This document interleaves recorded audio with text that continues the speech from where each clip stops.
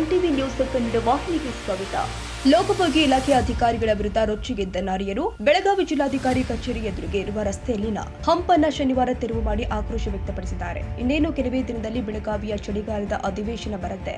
ಲೋಕೋಪಯೋಗಿ ಇಲಾಖೆ ಅಧಿಕಾರಿಗಳು ಹದಗೆಟ್ಟ ರಸ್ತೆಗೆ ತೇಪೆ ಹಚ್ಚುವ ಕೆಲಸ ಮಾಡಲು ಮುಂದಾಗ್ತಾರೆ ಎಂದು ಕನ್ನಡ ಹೋರಾಟಗಾರ್ತಿ ಕಸ್ತೂರಿ ಬಾವಿ ಆಕ್ರೋಶ ವ್ಯಕ್ತಪಡಿಸಿದ್ದಾರೆ.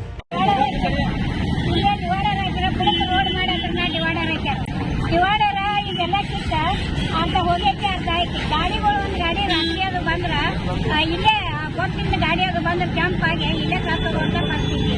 ಯಾವ್ದೋ ಒಂದು ಡೆಲಿವರಿ ಪೇಷಂಟ್ ಆಗಲಿ, ಯಾರೋ ಒಂದು ಬೈಕ್ ಮೇಲೆ ಬರೋ ಹೆಣ್ಮಕ್ಳಾಗಲಿ ಇಲ್ಲಿ ಬಂದ್ರ ಅಂದ್ರೆ ಯಾರೋ ಗೊತ್ತಿಲ್ಲಲ್ಲ ಇವ್ರು ಜಗ್ಗದಿಲ್ಲಿ ಒಳಗ ಕುಟ್ಟಿದ್ರು ಅಂದ್ರ ಹತ್ತು ಮೇಲೆ ಎಲ್ಲರೂ ಬರ್ತಾರ. ಇದ್ದಾಗ ಯಾರು ಬರಂಗಿಲ್ಲ. ಇದು ಸಣ್ಣ ಕಾಣಂಗಿಲ್ಲ. ಇಲ್ಲೇ ಡಿ.ಸಿ ಅವ್ರು ಆಯ್ತಾರು, ಜಿಲ್ಲಾ ಪಂಚಾಯತಿ ಸಿ.ಒ ಆಯ್ತಾರು, ತಾಲೂಕ್ ಪಂಚಾಯತ್ ಅವ್ರು ಆಯ್ತಾರು, ಆರ್.ಟಿ. ಆಫೀಸ್ನವ್ರು ಆಯ್ತಾರು. ಇಲ್ಲೇ ಮುಂದೆ ಕೋರ್ಟ್ ಐತಿ, ವಕೀಲರು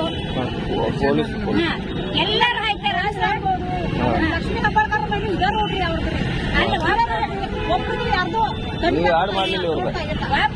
ರೋಡ್ ಹಿಂಗೆ ಆಗೈತಿ. ಯಾರ್ಯಾರು ಸಾಧ್ಯ ಬರ್ತಾರೆ ಅವ್ರು ಪರಿಹಾರ ಕೊಡಕ್ಕೆ.